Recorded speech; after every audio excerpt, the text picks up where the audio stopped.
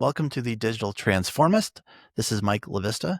Today we have Beth Rivelli, who has 20 years experience in both technology and coaching.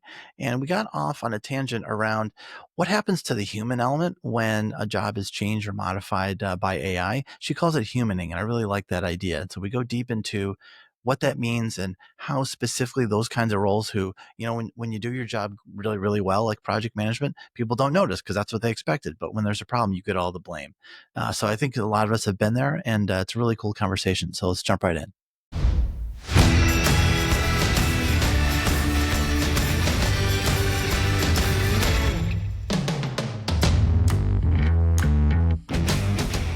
Hello and welcome to the Digital Transformist. I'm Mike LaVista. I'm really excited to say we have Beth Rivelli with us today, and she is the CEO of her coaching company. And as someone who's been in technology and coaching for 20 plus years, don't want to age either of us, but we've both been doing this for 20 plus years. And we were talking the other day, and a lot of what we've talked about on the podcast in the last few months has been about both taking advantage of AI, figuring out what to do with AI, and then all of a sudden there's sort of these downstream effects on the people who are affected by whether they are augmenting their jobs and roles through AI, or maybe their job has changed or been replaced.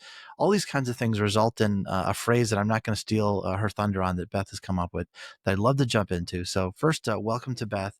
And maybe to get us started, tell us a little bit about kind of how we got to here and kind of your expertise in both the technology and consulting worlds. Awesome. Thanks, Mike. I am so excited to be here. I love your podcast. I love all the people that you have on and the really deep conversation that you have. So I'm excited about that. I really am kind of an adventurous person in life. I have had many career changes, but where it's landed at this point is my professional life. It's kind of like if you could picture an arch, an architecture, and at the top is that keystone. And the keystone for me is coaching. But on one side of that arch is my technology career, which spans over 20 years. So started as a web developer, which led to project management, which led to what we're going to talk about today. On the other side of the arch is my fitness career, because I am a CrossFit coach as well. So coaching tends to be very much a part of my life because I have to bring it into my project management as well. And I do all three of those things on a regular basis. Um, I have to say that I was inspired to really expand how I think about my career from listening to Christina Wallace at Harvard, because she describes her life as a human Venn diagram and the intersectionality of things. And that's really where we're moving in our world. So anyway, I don't want to get off topic, but where all of this has taken me, the intersectionality of my coaching and my project management, my technology background, is that I really started to look at what will AI do for project management? And it happened because I was asked to do a webinar back in 2023. And they had given me a list of topics they were interested in, one of them being generative AI. And I thought, I know nothing about this. How could I possibly talk about it? So I started, but not being somebody who shies away from a challenge, I said, how could I talk about this? Let me do some research. And so what I learned, I found this great quote in the Harvard Business Review, which said that the project manager let's say with AI fully enforced doing some of the administrative work, will now spend most of their time coaching and supporting the team, maintaining regular conversations with key stakeholders, and cultivating a high performance culture. So there's that shift away from the administrative work, but it's really the focus on who we are as leaders and who we are as humans. And so I came up with this idea of what does it mean for us to be human in the midst of this? And what is our relationship to that? Which has led me down many paths. I have done this as a webinar. I've done it as a half-day workshop to really amp up our humanness. So there are obviously a lot of leadership workshops and courses that you can take all around the world forever, right? But what I'm doing is looking at that leadership in relationship to AI. And so what I've done is I've taken my coaching and the coaching skills, and I've wrapped them up into a course that allows people to really look at where they're at with some very human skills in their life.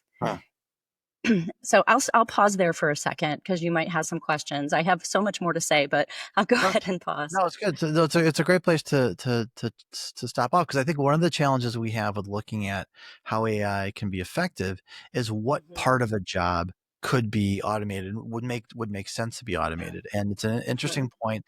We find ourselves coming to the same intersection all the time, which is there's Mhm. some things that can be automated because they are rote, they are describable, they are kind of yes no gates, and those are pretty easy to automate. But when you get to a sense of either judgment or creativity or inventiveness or that kind of thing, that's where things break off. And so whenever I see someone advocating for complete roles disappearing, I find it kind of unrealistic in even the microcosm of like taking a single job, because not all of it could be automated. So maybe you think about if 10 project managers were working for a company, to your point, maybe 20% of each of those roles could be automated. So in a way, you could get away with eight, I guess, Sure. who are AI enabled. But I find that most companies choose to keep the 10, keep the extra capacity, because of the now huge value of getting what you just said, which is, team building and, creating conversations and, getting the creative human part out of the work. And that's actually the more important part. So maybe that's a place to kind of dig in more, because I really like that idea. And maybe, Mhm. this is a time to kind of come up, your idea or phrase about that, I think is really interesting. And I think you should trademark it if it hasn't been already. So maybe talk about what that Thanks. is, and how that works in this place.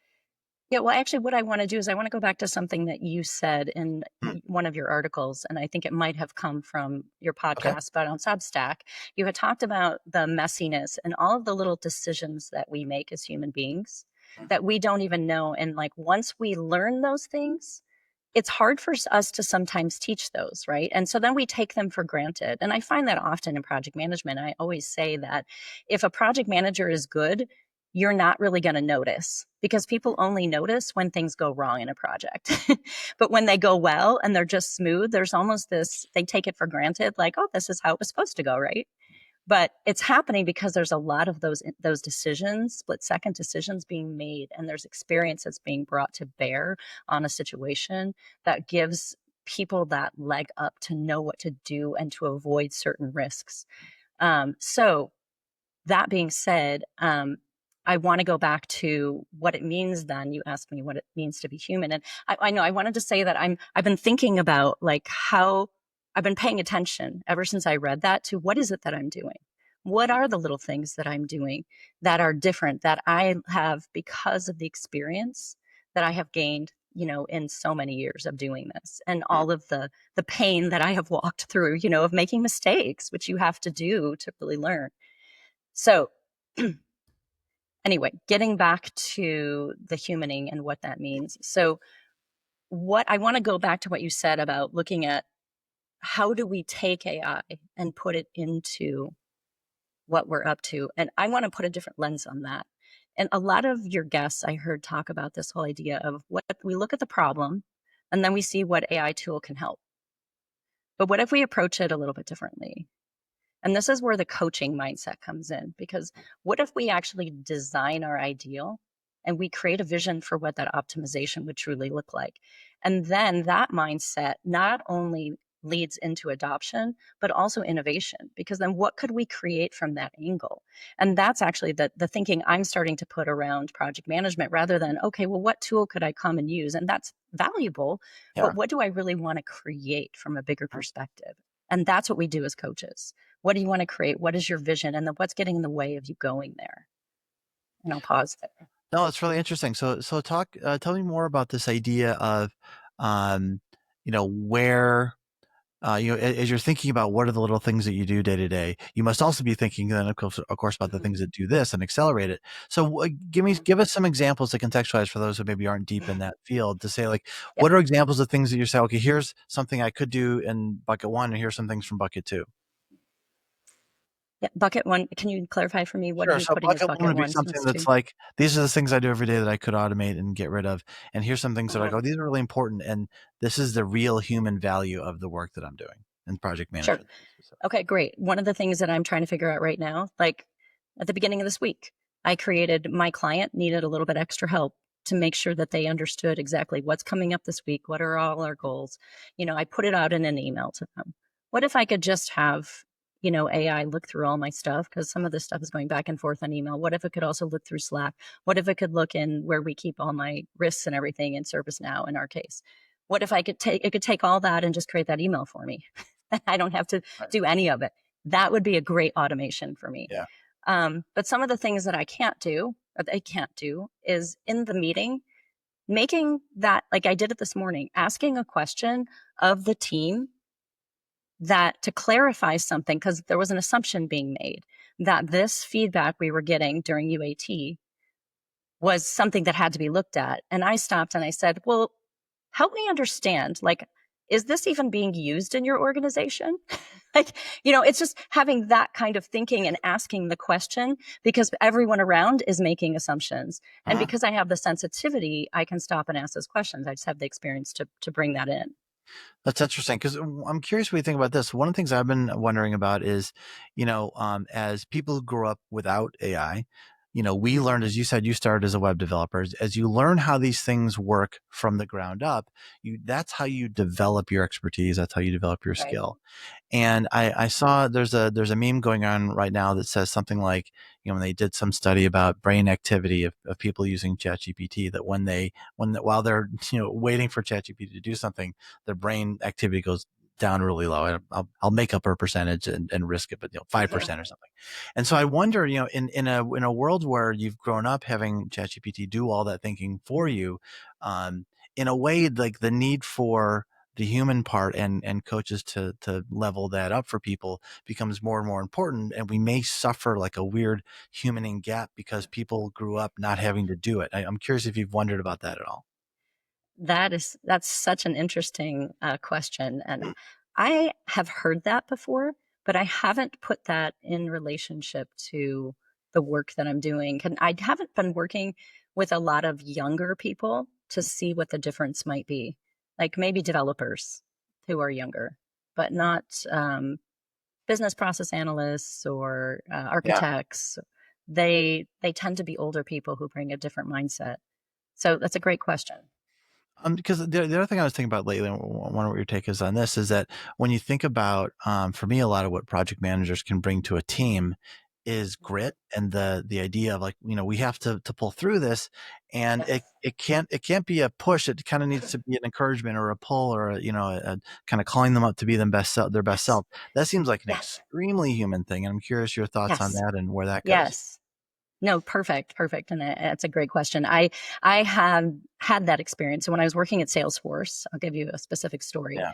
I had a woman on my team who was struggling. She was a developer. She'd been there a long time, but she didn't have some of the skills that she really needed to get through the workload that we were handing to her. Hmm. And so there was this moment where she was almost pulled off the project because she just couldn't keep up. And so what I did is I put my coaching hat on and I said, I ran through actual coaching exercise with her to understand what was going on. And what ended up happening is there was some stuff going on underneath that had nothing to do with the work. And so Mm-hmm. once we worked through that, like her workload, her pace picked up, and we had a more transparent, open dialogue that was now Yeah. our foundation.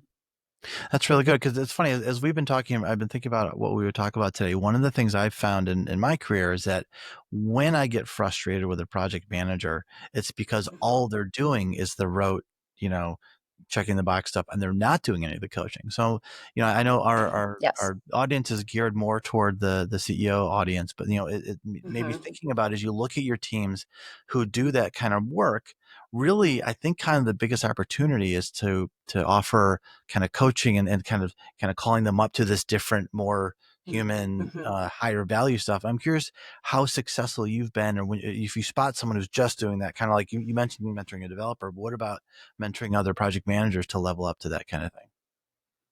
Yeah. Well, here's the thing, and that might not be as obvious to you, but project managers don't usually work with one another because Fair. we, unless, except for me as a consultant, I work with project managers at my client. So I do spend time actually mentoring people that are younger, just inherently by Mhm. being present, by asking them questions, by helping them along on something that they just don't know how to approach.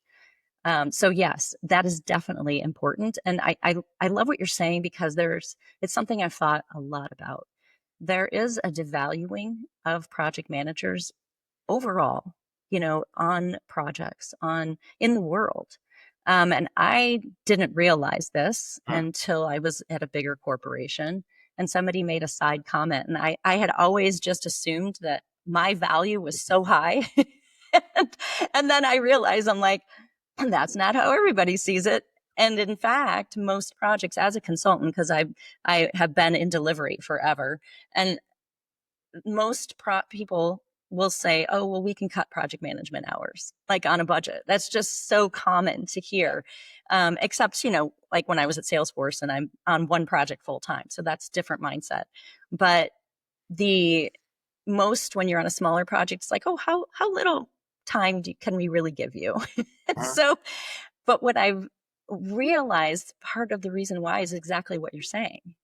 Like there's this project managers, and I think a lot of us have been very comfortable doing this as being just these doers, right?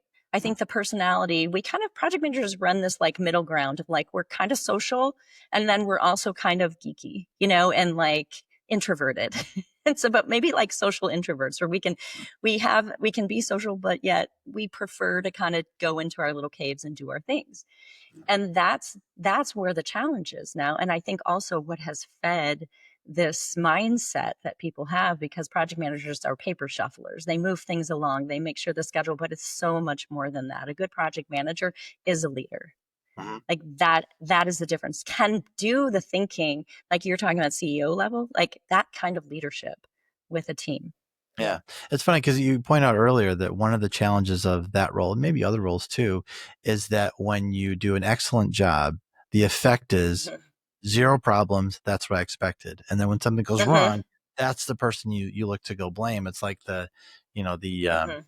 you don't get any of the credit, but you do get all the blame. And that's a pretty tough role to be in. And I Yeah. wonder because part of the again what we're the framework here we're talking about is that the AI is changing a lot of the ways that people work, and so there's Mhm. kind of an opportunity, I would say, for project managers to reestablish value in so much as Yeah. they're able to kind of deliver both the project and the people elevation. Because I feel like if you're working with a team and you're guiding a team, when they're done, they've maybe gotten better at their craft, but like part of the thing they've gotten is like, the commitment to, the team and follow through and accountability, all these sort of things you might bring as a coach to them. And then maybe that's Mhm. something that gets recognized. And maybe that's something that, speaking to leaders, like that's something you should look for and expect out of those kinds of roles. Mhm. And maybe Right. that's just kind of not what's talked about. It really it's too functional. So therefore it's easy in theory to Mhm. denigrate it. I don't know. But what are your thoughts on like how would you change that again with this framework around AI? Given that all roles probably are changed and affected by it somehow, what's the opportunity for these kinds of roles to do better and seem and appear and be more valuable? Yeah, well, this gets into the pieces that I talk through or in my workshop, which is listening, right? Listening at various levels. So, listening being, we're not just listening to what somebody says, anybody can hear what somebody says, right? If we're listening enough. But are we really truly hearing what somebody is saying? And are we hearing what's not said? And that's as a coach what we're trained to do. We're trained to hear what's not said and to look at patterns or context that somebody's bringing to a situation. So teaching people more of that. So I Um, love that mhm, topic, and maybe I'd love to give you an opportunity maybe to teach us all a little something because I remember I mhm, have an uncle who's really terrific, and he had a mhm, hilarious comment when I was younger. He's a lawyer, and he jokingly said that listening is waiting to speak, and it's a funny one liner, and jokingly he's kind of like how he is a little bit, but also like what would you say are some of the key things to like as you do self reflection to become a better listener? What are the things you generally talk about in a coaching context? mm. One one is putting your own agenda aside. Exactly what you were just referring to. Put your own agenda aside. Truly don't sit there and wait to say what you want to say or think about what you're going to say. But listening is giving full attention to that person and taking your agenda out. I'm right now in the middle of working toward, I just fully applied to get my PCC, which is a professional coach certification through the International Coach Federation. And you have to submit calls, and the core competencies really teach you there that it is about truly not being your agenda. Are you truly listening to what the other person is saying? Put yourself aside. And that's something I have struggled with. Like, it's so easy to come from expert, especially because I've been a consultant for so long. How do I sit back? And that's the term, is how do you sit back? How do you truly listen to someone and let them fill the space? It's not about me filling the space. That's really good. Where do you think people get hung up mostly? Is it because um, they have such a strong agenda they want to push, or they don't know how to do it another way? Like, what's the thing you think? What's the blocker for people, do you think? I think it's all of that. Yeah. I mean, it's habit. It's habits we've built over time, defenses that we have inside, and what we call like our default ways of being in life that we just automatically go to, that we Mhm. don't even stop to consider. So there's that. A lot of it is ego, and not that ego's bad, but ego in terms of I want to be heard, I want to be said, yeah, I want to say my piece, I need someone to hear me, and putting that aside takes courage to do that, and Yeah. humility to sit back. And it's funny because it just occurred to me there's that intersectionality between CrossFit, which I also coach, Mhm. and this, because in CrossFit, many CrossFit gyms will have a sign as you walk in that says "Leave your ego at the door," because Hmm. if your ego is going to be crushed, it is there. Interesting. Yeah. So it's, Right. it's the same thing. Yeah. Yeah. Yeah. So how do you coach people through? So I admire that kind of active listening and waiting back. And then I feel like also in management, a lot of the times your job is to kind of call people up through into this, you know, Mhm. promise we've made or commitment, whatever. And so part of it is I want to hear you. Also, I have a little bit of an agenda, which is we also need to finish by September 1st. So Yeah. what are your thoughts on coaching on how to balance that to motivate people the right way? Yeah, well, it's funny because that's one of the things that I cover in the workshop, which is this Oh, whole okay. idea of I make the distinction between coaching and consultant. And Hmm. one's not it's not wrong to be consultant. What you're talking about is going into consulting mode. Hmm. Because a consultant will say, "Hey, in my experience, if you do these three things, this will work." A coach isn't going to say that. A coach is going to ask a question. So there's nothing wrong with either of those. It's just really knowing what hat to put on in the moment. And I most of my days I'm playing consultant, because I know how to move things forward, and I don't have time to be coaching every single person. I'm in Right. delivery, right? I'm not at one organization where I have people who are reporting to me. So these people work on my team and then they're gone. So Yeah, it's exactly. like, we just Right. need to get this job done. Yeah, yeah. So my consultant hat goes on a lot, unless I absolutely need to put on my coaching hat. Sometimes I wish I put on my coaching hat more than I do, because I go right into directing, like, okay, we got to do this. Mhm. How do you guys want to do this? I will try to ask more questions and put them at choice versus me just telling them what to do, but them have the buy-in of it being their idea, which Okay. is okay, which goes right back to everything that I've been talking about, which is this concept with the visioning of agency, right? It's like really empowering somebody else in their power, that it's not about me giving them that power, or and if I'm cutting them off all the time, taking their power away, Right. but it's about me creating a space where they can find their own power, where they can learn to trust themselves. And that's exactly what I would love to see more of in our world overall. Mm. And then also, in relationship to AI, us being collaborators and us masterminding what we want it to be, rather than being victims of it, or rather than being in reaction to it. I've That is covered a lot in that. no, that's really great. I think there are several plaques and T-shirts to be made out of that. There are a couple of good lines in. So listen, we've Yeah. heard about, maybe as a final thought here, we've heard about your workshops and kind of other things that are Mhm. available. If people want to get in touch with you to hear more about those, what's the best way for people listening to find you online? At LinkedIn and Okay. at Beth Rivelli. It's easy to find me there. My profile is focused specifically on the focus that I have with women in my coaching, which is for women on their way to motherhood. So I'm all over the place, and that's a whole nother history. But I do this as well because I am a curious person and I have a lot going on, and I don't Mhm. pigeonhole myself into one thing. That's fantastic. Well, such a pleasure chatting with you today. Thanks for your ideas about humaning. It's really great. And look forward to talking to you again about it sometime. Thanks, Mike. It's been a pleasure. Thanks for listening to the Digital Transformist. This is Mike LaVista. And if you like that content, subscribe so you can get notified of new content when it comes out.